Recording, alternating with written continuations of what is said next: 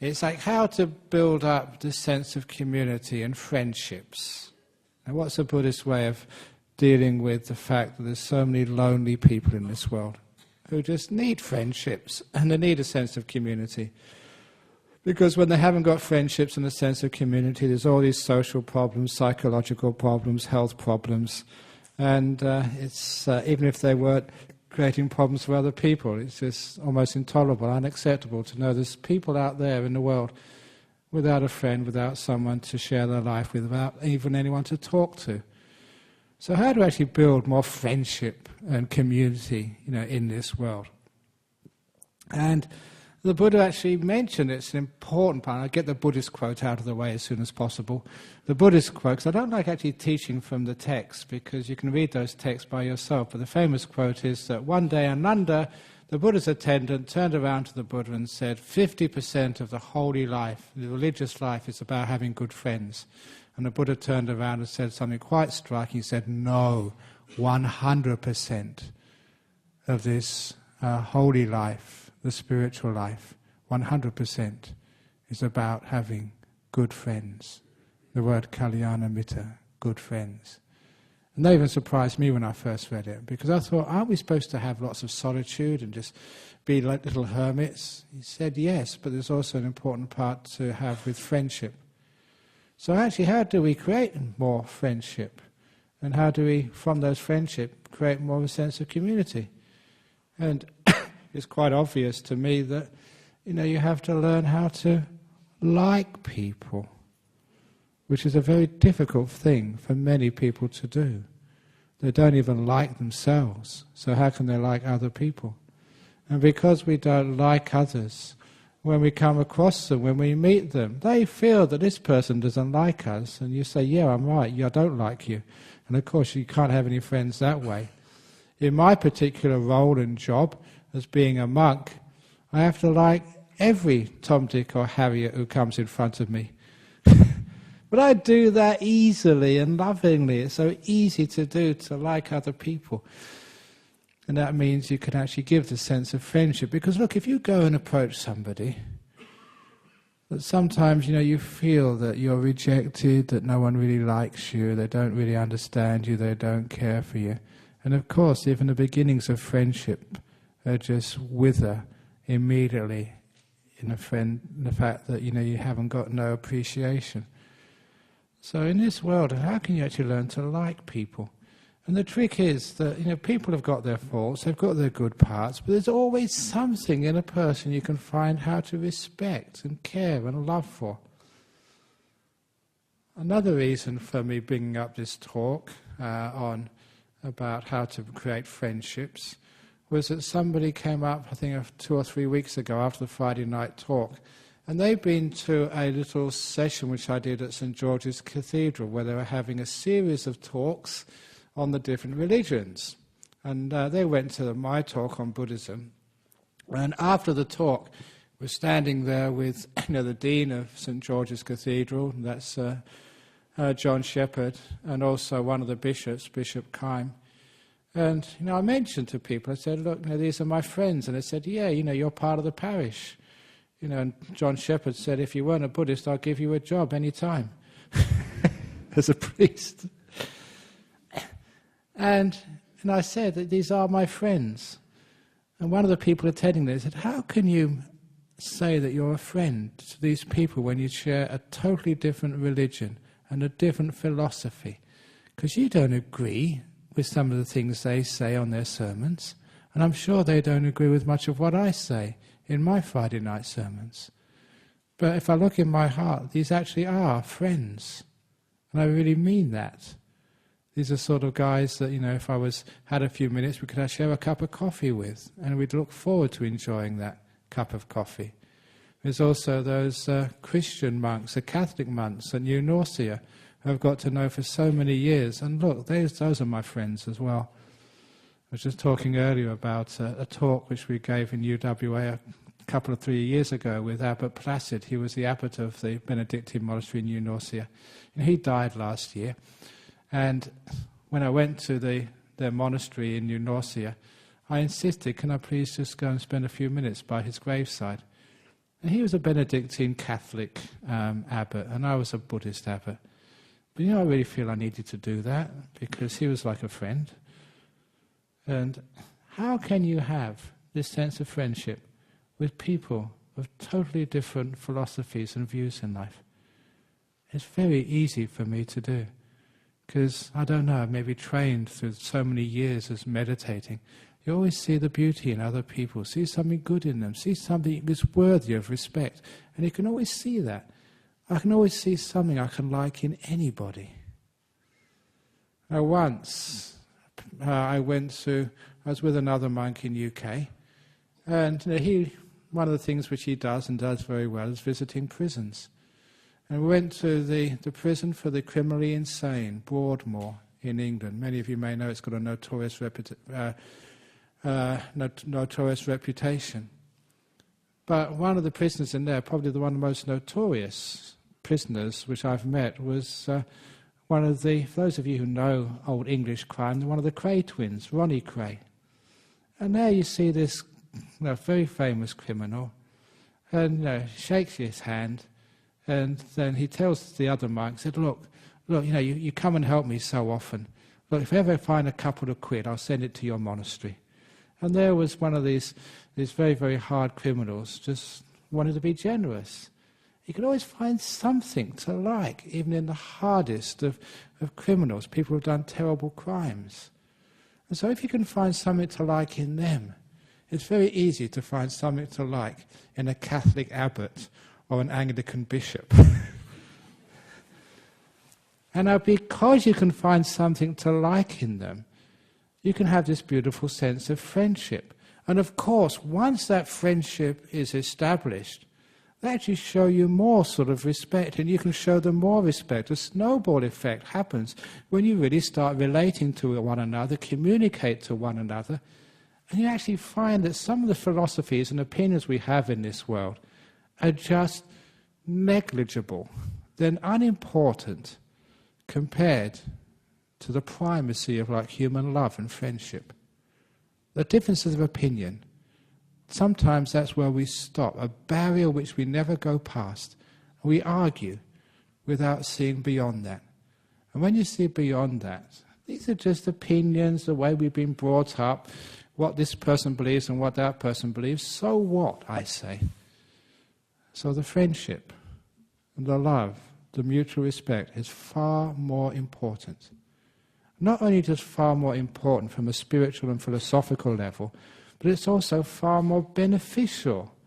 Because once you become friends with these people, sometimes their opinions mellow, and so do yours. Whenever there's fear and there's the other and there's the enemy, have you ever noticed that our opinions, the way we look at things, they harden and we become more dogmatic, more entrenched in the way we see things? But once there's that friendship, that love, that sort of communication between people, we actually do start to see the other side of the story. And also we don't feel so threatened, so afraid of changing the way we think. We can change, because there's a person in front of us who we respect, who we love, who we feel is our friend. So that developing that good friendship often softens our views and our entrenched ways of looking at life. It's actually beneficial for everybody to develop that love and that friendship and that kindness. And it may be just because I was born in a Western society and I've experienced that dogmatic religions which say I am right and all you guys are wrong. And I've seen that with arguments with people. They say, no, that's not the right way of looking at it. This is the right way of looking at it. And people go and argue, and that's a terrible way to live a life with so many arguments on who's right and who's wrong. You know that. And what actually happens is there is a way beyond it. I've seen that, and I was disgusted with that even as a young man. And so how can we actually get beyond that? So we create those friendships. And I actually made a determination, a resolution. I've kept it pretty well. As soon as I became a Buddhist, especially a Buddhist monk, I made a resolution. I am going to keep friends who are not Buddhist.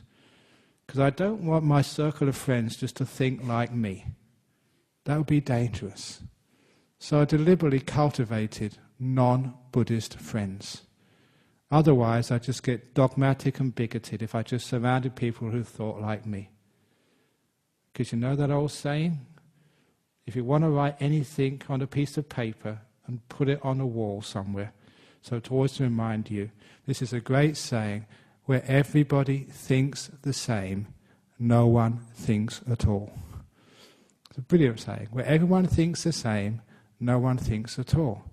So that's called dogma, bigotry, where we just get into one way of looking at things and we just can't see beyond that.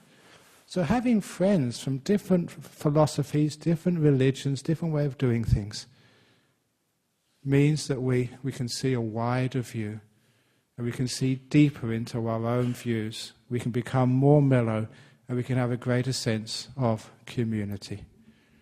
Really, I think that it'll be a good time if we can have one of these little camps where people can actually meet one another and befriend one another. But the camp should be the leaders of the Liberal Party, the leaders of the Labour Party and the Greens and anyone else, to put them in a little camp together to actually, instead of arguing with each other, to become friends with one another, to mellow their opposition.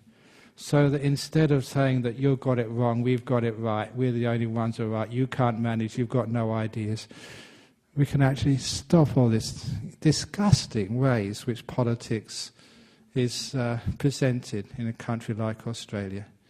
I've just been reading some of the newspapers and, oh, come on, can't we do better than that? We can do better than that by developing a greater sense of friendship and appreciation for one another. We can only do that by hanging out with people who are different than us. That's why I love, and hopefully I've been successful, at developing friendships with people who are different than me. And even some of the people who are going to come here during the Range Retreat when I'm away, these are some of my mates. John Shepherd's going to come and give a talk here a Friday night. Later on I saw the list. And also Frank Sheehan, he's coming over. I'm giving a talk with him on Tuesday night at UWA. And I think last year we had the Muslim, Amir Ali. He was a friend I met in the going to Cambodia a few years ago. One of the ones which we should really get, if we still got a gap, is my favourite rabbi, Moshe. Because I remember when I first met Rabbi Moshe and Moshe Bernstein, he brought a group of kids over to Bodhinyana Monastery from Carmel School. And he was a chaplain there at the time. And he came along and I was explaining Buddhism. I said, we believe in reincarnation and karma. He said, so do we. And I said, really? And I was quite surprised. I never realized the Jewish people believe in reincarnation, but some actually do. And then I told another rabbi, and I said, I never realized you believed in reincarnation. He said, we don't. Who did you get that from? I said, Moshe. I said, yeah, you would. So he's got one of these reputations of being a really bit of a rebel. That's why I like him. I really love rebels, because the reason I like rebels is because people think for yourself instead of always just following what the books say. So anyway, I've developed friendships, and I find it so easy to do, because even if somebody who's different than you can always find something you like in them. Now how do you actually start doing that? How you actually start doing that is stopping developing this fault-finding and critical mind, which is always going out looking for what's wrong in another person. How can you ever find friends like that? Imagine you're going out with someone, or you're having a cup of coffee, and they're always telling you you're badly dressed. That's a stupid joke you said.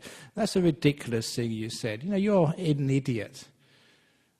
How many times have you gone out with people and been rejected like that? And of course, you can't get friendship like that, but people actually, that's what they're seeing in you. And unfortunately, in our society, that we've been trained to have such a fault-finding mind, always seeing what's wrong in people, wrong in ourselves, wrong in life, wrong in the opposition, wrong in the government, wrong in everything. And that type of fault-finding mind, I know that creates such divisions in society, especially divisions in religion, in philosophies, divisions even in a marriage. You can't stand each other because you see all the faults in one another. Now that's something you have to be very careful to train yourself out of. Unfortunately, in our society, we are fault finders. So how do you get over that? Deliberately train yourself to see the beautiful. The beautiful in people you disagree with. The beautiful in your enemies. The beautiful in the people who've kicked you out of the monastery where you grew up. To see the beautiful in the people sort of who've cheated you. The Buddha once said, happily we live without hatred amongst those who hate us. Without anger to those who are angry at us. Happily we live. It's one of the sayings of the Buddha. When I first read that, I said, that's beautiful, but how do you do that? It's so easy to do once you see. And that person is angry at you, who has cheated you. Yeah, they've done that. I don't know why they did that. There's so many causes and conditions, reasons they've been brainwashed that way and done this way. But I can't really criticize them, because inside I can always see something which is beautiful and lovable in them. You know, you can see something lovable in a cat. You can see something lovable in a dog. After a bit of training, you can see even something lovable in a little mosquito. What do I see in a mosquito when it's biting me? I see its courage. That's a tremendous act. Where, you know, how many of you would go to a restaurant knowing that there's a 50-50 chance, or even greater chance, you might die in that restaurant? Now that's real courage.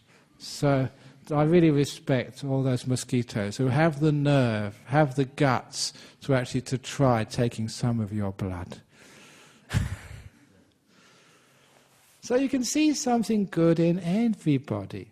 Now, once you start to see something good in other people, you develop this, instead of fault-finding mind, this act of gratitude. It's wonderful to have these people. It's wonderful to be alive. It's wonderful to be in a city like Perth. It's wonderful to have any government which is pretty democratic. I don't care who wins this election. They're all sides. They're pretty sort of high-minded people compared to some governments in other countries. So, you know, we're pretty lucky. So I love all of you. Having that sort of positive attitude towards life, and I'm going to say, develop that first of all. We'll see how good it is and what the benefits are afterwards. Means where you can see the beauty, the goodness in other people. You can respect that goodness. You can actually create many more friendships. People love to be with you. Why? Because it's such a pain to be around people who are always pointing out my faults. I know my faults. I live with myself every day. I don't need to have it pointed out. I know I tell bad jokes. That's just who I am. So, but when you point things out, the bad things in people, then you're losing an opportunity. Point out the good things in people. Have that positive mind. Have that mind which can actually appreciate, which is grateful, which sees the nice side of life. And if you can do that, you can see the beauty in many people. And then you create a sense of friendship. Now I say that, imagine that was you. And people came to you and they saw your beautiful qualities. Your good qualities, your kindness, your generosity. And they for a few moments were blind to all your faults and the rotten things you've done to other people in the past. Imagine they could see the goodness in you. How would you feel? And what would that change in you? A lot of times, the reason why people do behave badly is usually out of fear, out of a bit of desperation. Sometimes we use anger just to protect ourselves because we don't trust the people around us. Sometimes we cheat because we think that's going to be the only way we can get by. But just imagine for a while that you were with someone who trusted you, who respected you, who was kind to you. What that meant was you take away all your fear and defensiveness. You realize the other people, by their positive attitude, were giving you the gift, what we call the great gift of fearlessness. They're saying you don't need to fear around me. Whatever you do, whatever you've done, I will not criticize or blame you. It's so beautiful to be around people, you know will never blame you, who will never criticize you, who will never see your faults. They just put it aside. I don't mind about those. People who will appreciate you. And of course that's incredibly attractive, because you like to be with those people. But it's not just attractive, it's not just friendships for friendship's sake. There's a huge benefit in that. And the benefit is when you feel relaxed in somebody's presence, when you feel appreciated, understood, accepted, you mellow, you soften up, or your hard edges tend to disappear, which means you become a more lovable person. When you give that degree of acceptance and unconditional love to another person, you help to heal them by giving them a sense of fearlessness in your presence. They don't need to protect themselves. They don't need to do all this defensive stuff. They can open up, release any sort of pain, and just be free. They become better human beings. That's why forgiveness is always one of the greatest and most effective therapies for healing the pain of the past, whereas punishment just makes people more fearful and less able to heal or to transform the very reasons why they misbehaved in the first place. Punishment just keeps the crimes and the misdemeanors going on. A degree of forgiveness and love stops these misdemeanors, stops the bad behavior. Why? Because you don't need to do that anymore. You're loved. You're respected. You're understood. So friendship comes when we develop that not fault-finding mind. We put that aside. We develop a beautiful mind which can respect, can love, can see the good in another person. And that actually transforms that person as it transforms you. And all these divisions which we have in our world, our enemies and our friends, the people of our religion and the other religion, our part of politics and the other part of politics. We can stop all these terrible arguments, violence and wars, and have real friendship. So friendship is not about liking people who are similar to you. It's friendship with the other is a beautiful part of life. And as a monk, there's all sorts of people come and join my monastery.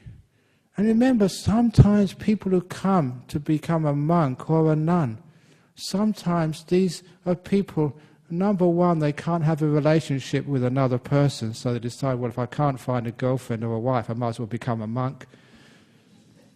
They can't hold down a job sometimes, so they become a monk. So sometimes we get some really weird people come to join our monastery who can't get on in the world outside. They're not all like that, they're mostly very, very successful. But you can see that the institution of a monastery can attract some very extreme cases. Welcome.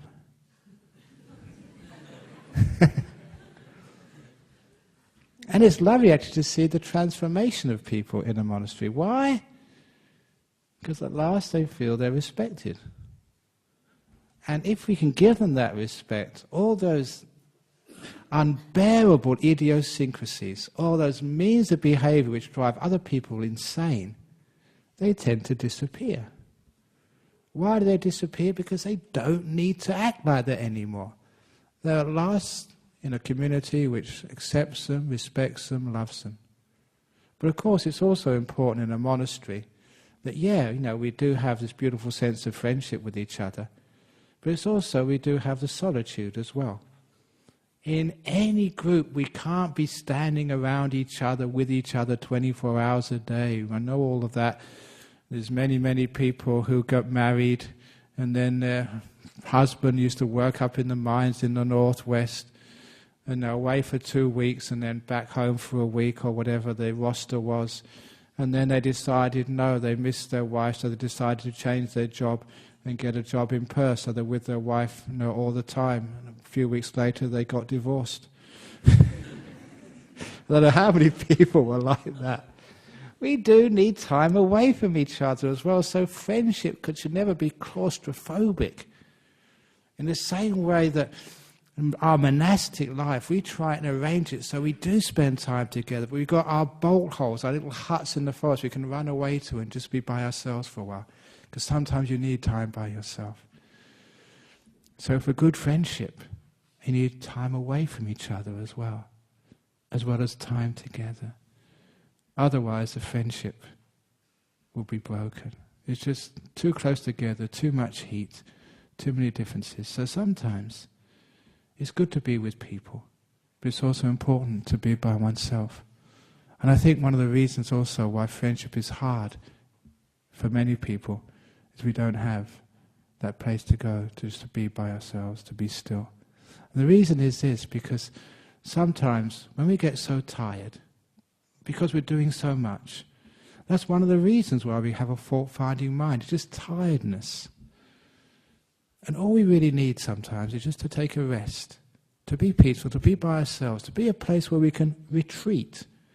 So our energies, our internal spiritual energies can be revived, resuscitated, regenerated. And you know, after a retreat, it's much easier to like people. But on a Friday evening after a long week at work, sometimes it's impossible to like people. Why is it? Again, because we're tired. Many people don't realize this, that love requires rest. If you're really tired and burnt out, you can't love anybody, not even yourself. So just taking a bit of time out, relaxing, resting for yourself, by yourself, just going to the beach, just sitting down, not doing anything, going to a monastery, going to a church, any place where it's quiet, where you can just relax and be by yourself and not do things, to regenerate your energies. You find it's much easier to be friendly. It's another reason why I find as a monk, because I have to, be friendly to a lot of people, just traveling all over the world. But to be able to do that, you just learn how to just really relax the mind, to generate energy, because I know how to sort of rest in meditation. If any of you really develop your meditation, you'll find it's much easier to love people, to have a positive attitude, to let go of the faults of them. Why? It's because you've got huge amounts of energy. You've got energy, so it's much easier to love. When you're very, very tired, it's just easy to hate. You're grumpy. You find fault. And it's nothing wrong with you. It's just you're working too hard. So, to be friendly with other people, give yourself time by yourself. A bit of a retreat. You go back and it's much easier to be with your husband, be with your wife, to be with your kids. Many, many times this has happened. People have come to meditation of an evening. The first time this happened was in the Armadale group, a little group on Tuesday evenings. We teach meditation down there. And this woman came to me after the talk and the meditation. She said, I want to tell you something, Ajahn Brahm. I didn't want to come this evening. I had a busy day at work. I was tired. I just wanted just to rest, have a cup of tea and a dinner and just watch the TV. I don't care what was on the TV, just because I was so tired and worn out. And my little 6-year-old said, Mummy, are you going to meditation tonight? And I said, no, I'm tired. 6-year-old said, Mummy, you must go to meditation tonight. I don't want to. Mummy, please go to meditation tonight. Why, darling? Because, Mummy, you're a much nicer mummy when you come home from meditation. Wisdom from a 6-year-old. But it's true. Just giving yourself a rest, a real rest, a quietness, training properly to be quiet, makes you more lovable. And you easier to love other people. You just don't get upset at people. That's why sometimes people keep asking you, Ajahn Brahm, you've been meditating all these years, are you enlightened yet? The other monks, are they enlightened? Ajahn Wayama, the nuns, are they enlightened yet? I'll tell you how you can find out. Try and upset us.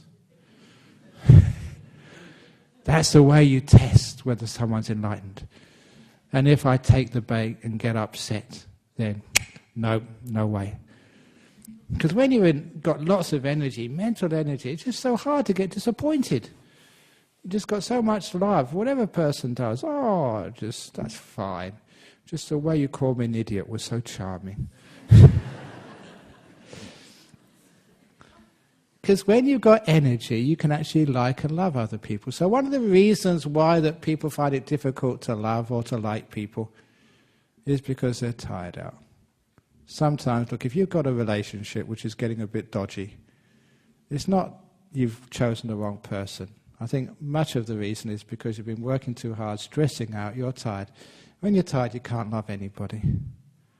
So just take yourself away for a weekend holiday, not just with your partner, by yourself. Go to a monastery if you can't afford a holiday, because we're cheap. Go on a retreat, go somewhere, just rest and relax. You know, if anybody ever wants to make a fortune, get a retreat center, a little holiday home, a camp somewhere, and just set it up. No meditation, no activities. I mentioned this in Germany recently. I think they took the idea on them and actually do this. A center where you have to hand in your watches, mobile phones, and all clocks when you enter the door, where there's no clocks on the wall, where you can sleep whenever you like, however long you like. Breakfast, lunch and dinner, all 3 courses are available 24 hours a day. And you've got absolutely nothing to do, just to rest. No activities, no talks, nothing planned, but no clocks, no watches, no mobile phones. So you're just totally unaware of what time of the day it is, what you're supposed to be doing. So there's absolutely no stress, no demands, no meeting you have to get to.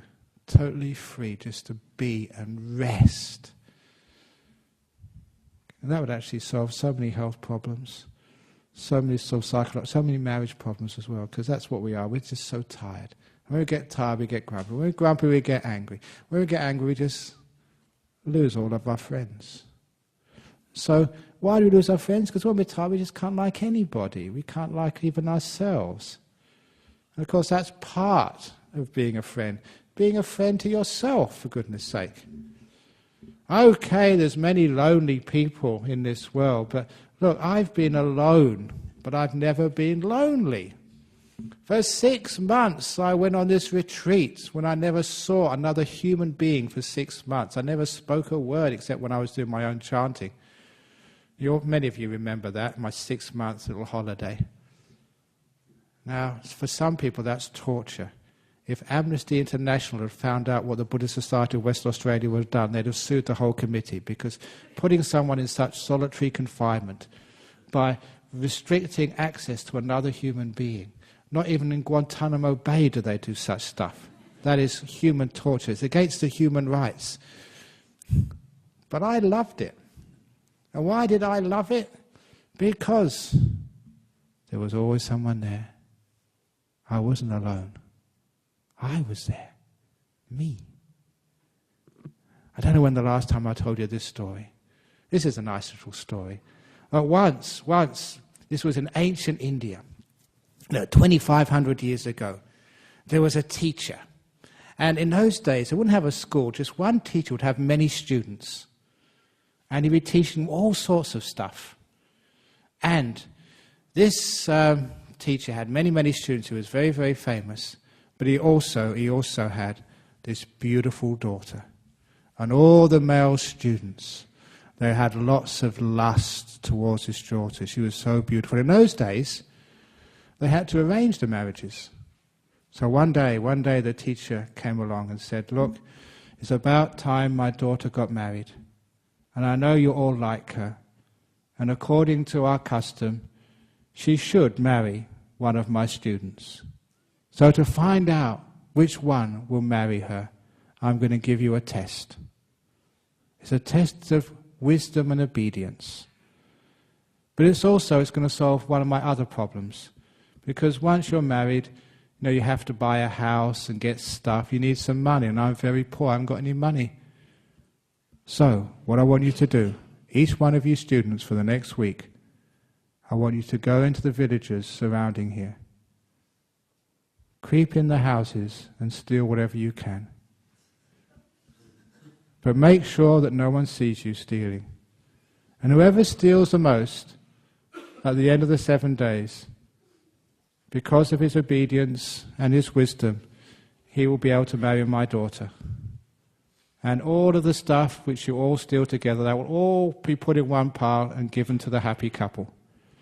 So that's the instructions. Off you go. Now the students were just so surprised. But their teacher was asking them to steal. But they all loved this little daughter. So they thought, well, love is most important. We'll do anything for love. So they would creep into the village late at night, wait for the occupants to be out, and go into their homes and take whatever they could. And when they brought it back to the master would actually ask them what house was it, and would keep a meticulous record of who stole what from where. At the end of the 7 days, all the students came together to see who would win. And the teacher announced, "You've all done very well. We've stolen so much stuff. There's enough here for any young married couple to get a good start on life. But before I tell you who's stolen the most, there's one of you students who hasn't stolen anything at all.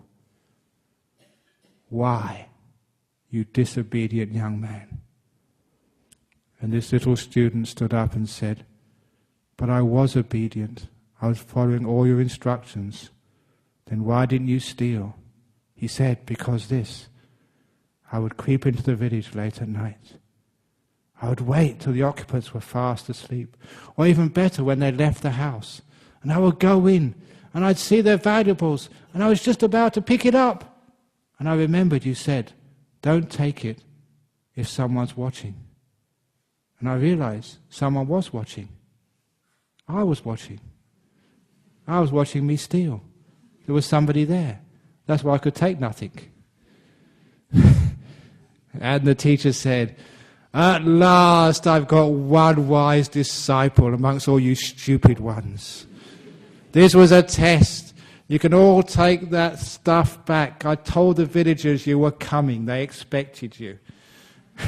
They won't hurt you when you take all the stuff back again. I'm rich enough as it is.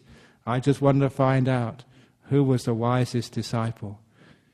One who knows whenever they do anything wrong, there's always somebody watching.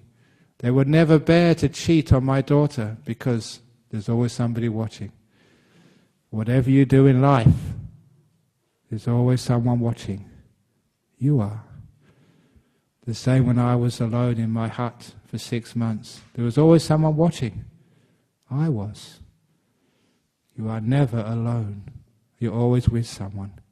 And the only reason why people hate being alone is because they hate being with themselves. If you're a friend with yourself, then, like me for 6 months, I was with someone I liked and respected and loved. Me. Because I'm my best friend, that's why I'm never lonely. So in the same way, how can you be a best friend to yourself? Find something inside of you like. There's a huge amount of stuff to like about yourself. Focus on that. Don't focus on your faults and mistakes and the things you've done wrong. You have that fault-finding mind, you can't stand yourself. And of course, you know what happens when you can't stand yourself? That's when people get depressed and commit suicide. And that's a huge tragedy. So learning how to like yourself and love yourself by having a positive attitude towards yourself, resting a little bit so you can get rid of this grumpiness, you actually start to like yourself and love yourself. And then you're your best friend. And I guarantee with that sort of attitude, whatever you go in the world, whatever happens to you, you're always with your best friend. And that's a beautiful thing to have. And you know that will change you and make you a hugely better person. that degree of friendship is beneficial. And if you can be a friend to yourself and know how to be a friend to yourself, you know how to be a friend to other people.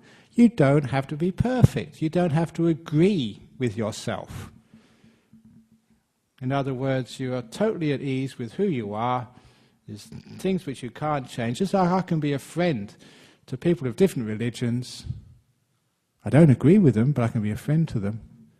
Can't you be a friend to yourself with all your faults?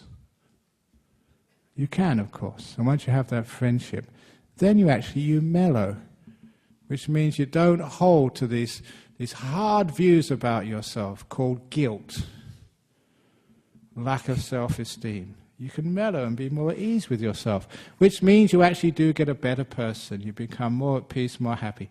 So when we develop that friendship, we learn how to like ourselves, and we learn how to like other people. But then there's something else about friendship. It's importance, because we're in it together. We've got really no choice. We have to be friends. You really can't run away too far from people. Because we know we're in it together, there is this story which I wrote about in Opening the Door of Your Heart, which shows you what's actually possible. There was this, a long time ago, in the first couple of years when I was here, there was this Canadian couple, and his husband was working again up north in the mines, and she was, I think, teaching over here. Some of you remember Janice. But anyhow, after he finished his contract, they had to return to Toronto. They were a young couple with no kids. So, they made enough money to buy a small house in Perth. This was a long time ago when houses were really cheap.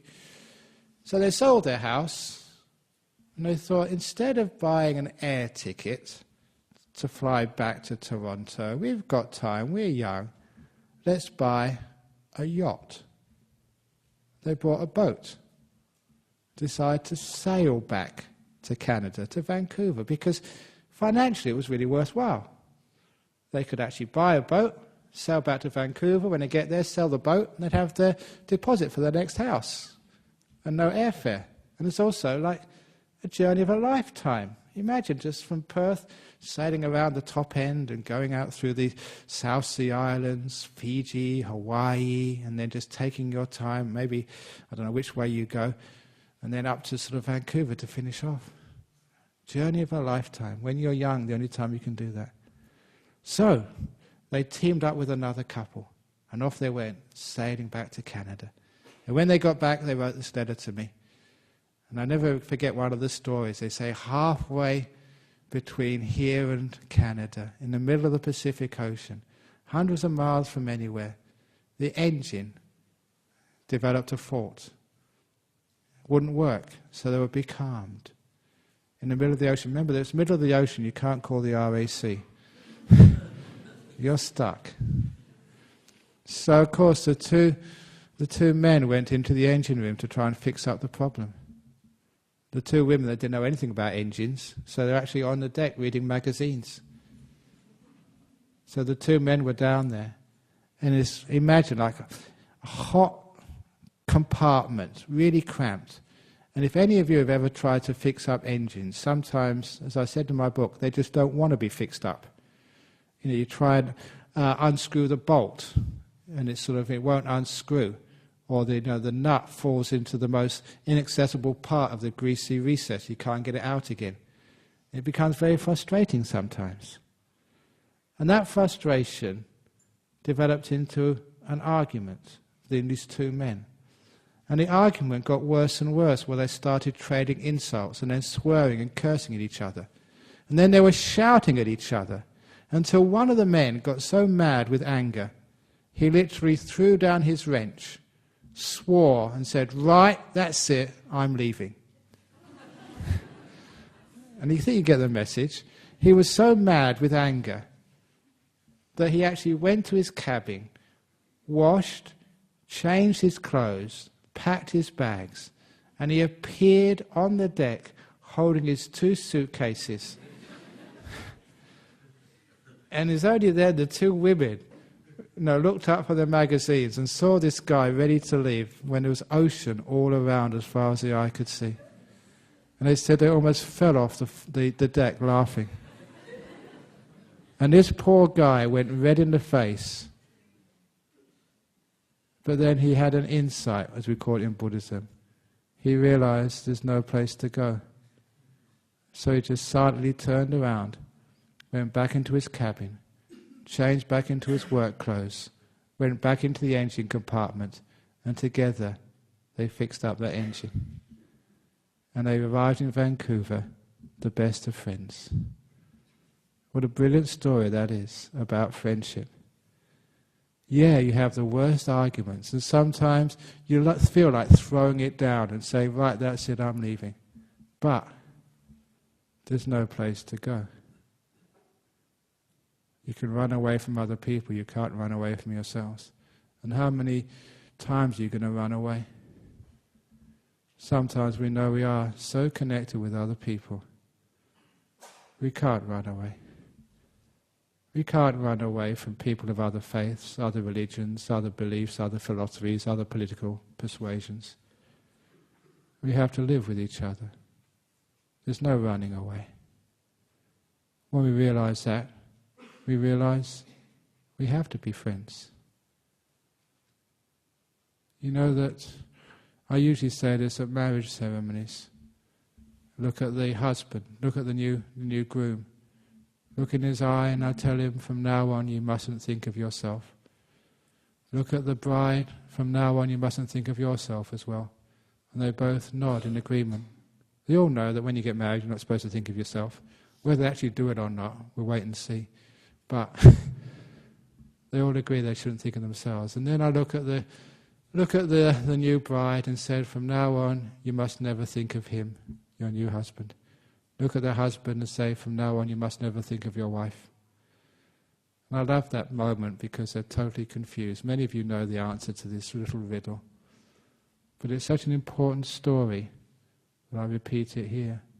From now on, once you're married, you must never think of yourself, nor must you think of your partner. Once you're married, you must only think of us. And it's a totally different ball game, a totally different perspective. I'm not sacrificing myself for my partner. It's not about me, it's about us. And that gives you the meaning of a friendship. As a friendship, it's not about me, what I'm getting out of this. Nor is it about what I'm giving to other people. It's just all about us. So I learn how to like people. See something in them I can really respect. Because I know I've got no choice. It is about us, not about me. Yeah, I can go off for 6 months, but I always need someone to feed me and send the food to my hut when I'm on retreat. I still need to come out afterwards. You still need those friends and supporters, your fellow monks, the people you've grown up with, the people you loved, your friends. It's such a beautiful thing to have those friends because it's important. It's all about us. I'm just talking about Buddhist society, I'm talking about Perth, I'm talking about Australia, I'm talking about the world. It has to be about us, so we have to be friends. Imagine if you befriended a terrorist, a suicide bomber, a rapist. Imagine if you befriended them properly, instead of just being angry and throwing them away and thinking, I never want to see such a person again. Imagine befriending the person or the people or the type of person you despise the most. What would it do to them? What would it do to you? I certainly know what it would do to them. It would take all the reason for blowing people up away. How can you blow up your friends? It would take all the reason away from sort of harming people. How can you harm a friend? It's because of the lack of friendship there's so much cruelty and harm and violence in this world. We can't sustain that much longer. It is about us, this whole world. That's why we have to develop that friendship. And how we develop it? With kindness. Another way of developing that, seeing something good in another person. Another way of developing that kindness, a very practical way, is another story which I wrote about in Opening the Door of Your Heart. And that is, it's actually amazing just how many people have read that when I was travelling on Thai Airways. All the flight attendants, they came up to me and said, "Are you Ajahn Brahm?" I said, "Yeah." "Oh, you wrote that book?" The Thai edition is very famous. They'd actually tried to give me money donations, but I had to refuse it. But instead I had an extra cup of tea. Something more useful. But in that book, one of the great stories is actually how to develop that friendship. You know it's important. You know it's always about seeing something you like in another person. But once you see something you like in another person, there's something happens with that as well. They realize that in your eyes you are important. And that's one of the great stories of friendship which I wrote about in the Opening the Door of Your Heart. I'll only say it in brief because many of you know that. That's the story of the Emperor's 3 questions. It's a beautiful story which I love telling because that is Buddhism in a nutshell, but told from the eyes of a non-Buddhist. There was a story by Leo Tolstoy, which I read as a student at Cambridge. And I loved that story so much. I remembered it and wrote about it in a book. And that story was about an emperor who didn't like organized religions. So he wanted to make up his own religion and philosophy, but a practical one, which is not only gives you spiritual meaning, but which you can put into use in your ordinary daily life, which is what people want from a spirituality and a religion. It's not something philosophical which you just believe and you leave at the church or temple when you go out the door. It has to be something you take home with you and actually changes your life and has meaning for you, gives you guidance. And those particular emperor, he finally decided if I can only have the answer to 3 questions, then I'd have all the religion, spirituality, philosophy I needed. Keep it simple. And the 3 questions were, when is the most important time? Who is the most important person? What is the most important thing to do?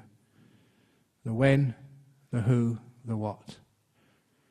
And he finally found those answers by chance from a little boy. And I won't go through that story, but for those who've never heard it before, I was telling this in Germany. When is the most important time? We all know that. Now, isn't it? Now is the most important time. So when is the most important time? To tell the people you love how much you love them. To tell them how much you care for them. Do not wait until later on. The moment goes. Now is always the most important time. If you feel like you want to say sorry for something you've done, say it now. I'm sorry for all those bad jokes. I enjoy them, I don't know about you. And let's do it now. Who is the most important person? Now, this was central to the story. Whenever I asked that question in public, over in Germany, everyone, because they hadn't heard this before, they hadn't read the book, they put their hand up and said, me, yes, me, I'm the most important person, because that's what you're taught in Western psychology, that you count. And that, Buddhists say that's totally wrong. The most important person is the one in front of you, the one you're with. That's a brilliant answer. And look, I've really tried hard to practice that ever since I became a monk. If any of you come and talk to me afterwards, even though I might be tired and jet-lagged, I always try and put that into practice, that you in front of me, you're the most important person in the world, Jenny, right now, because you're in front of me. No, you're not. But whoever's in front of you, they're really important. And hopefully some of you have felt that when you're talking to me, I'm actually listening and giving you importance. And what's it like when you go home and you talk to your partner and they're not really listening? You're not important, are you? That's what you feel. And that's disgusting. That's a terrible feeling to have. Now, you felt that, so please don't you do that to anybody.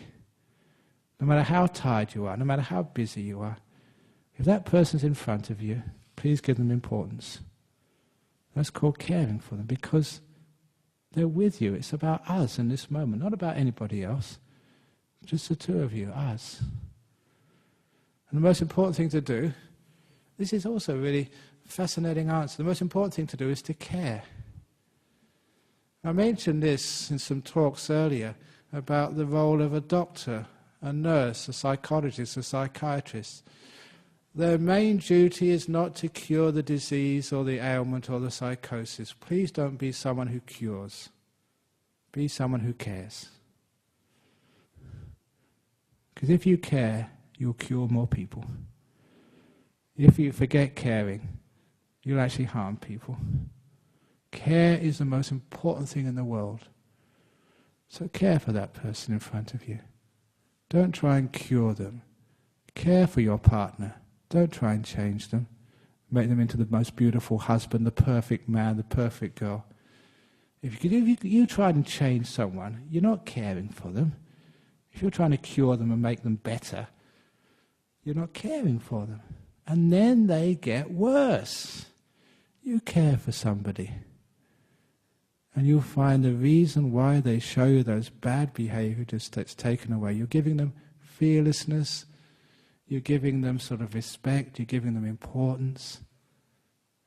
They mellow, they change. So, number 3 most important things.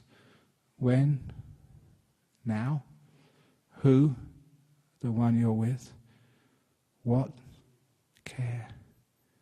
It's a brilliant way of understanding how to develop friendships and why friendships are most important.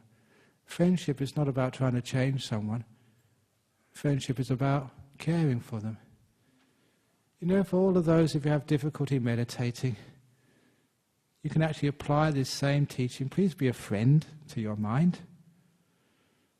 Whatever your mind is like, whatever it is right now, now's the most important time.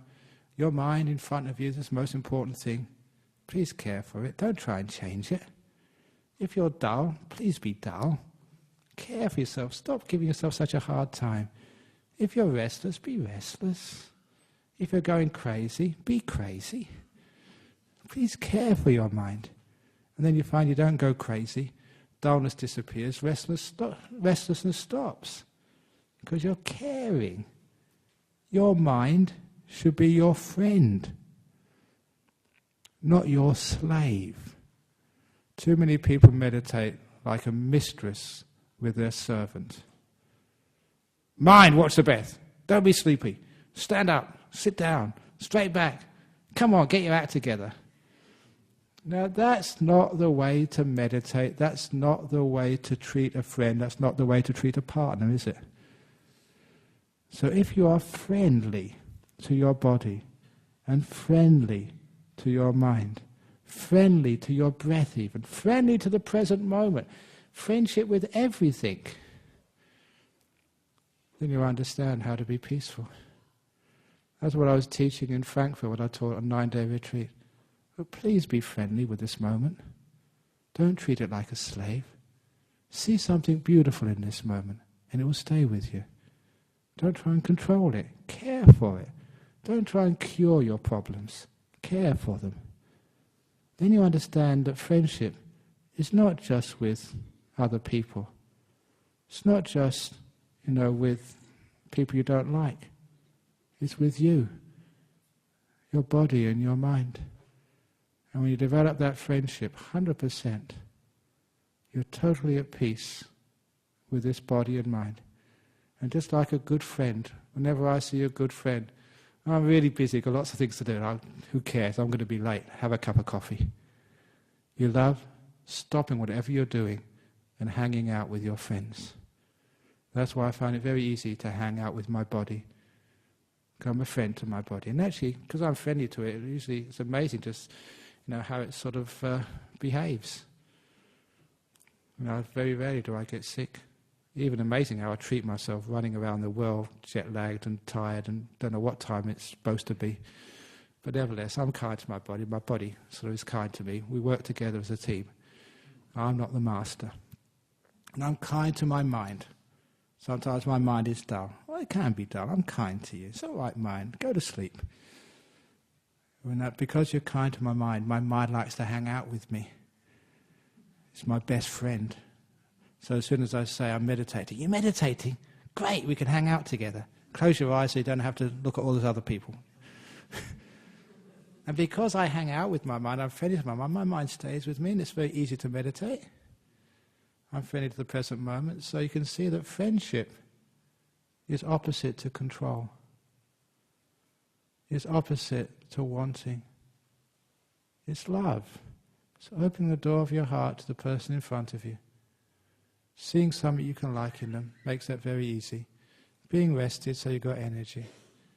And you can find you can develop friendship so easily. And with that friendship, we have communities, not divided communities, but we make those. There's not even a barrier you have to sort of transverse. There's no barriers left between people. There's no bridges. Any sort of waters, oceans, that don't separate people, they connect people. So the bridges are just the connections we have with each other. And there's no bridges anymore. So when you have those ability to be friendly, there's a great sense of community. Not the Buddhist community, not even the human community, the community of all sentient beings. Friendship to all, in harmony and peace, loving and liking even the mosquitoes, respecting them, seeing something you can like in anything. If you do that, you know the trick of friendship and understand why someone like the Buddha would have said, Ananda, friendship is the whole of the spiritual life. Create a community, peace and harmony in ourselves, in our relationships, and who knows, maybe even in the whole world. So if you want to know whether I actually practice what I preach, those of you who can afford it, $29 to go to UWA on Tuesday, and we can have a session with was it Frank Sheehan? He's an Anglican who used to be a Catholic and a rabbi. And the title of the talk on Tuesday night is, a rabbi, a priest and a monk walk into a bar. ...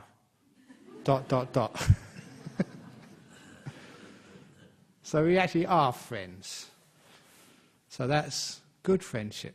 Creates community and peace in your life, in your family and in our world. Thank you for listening.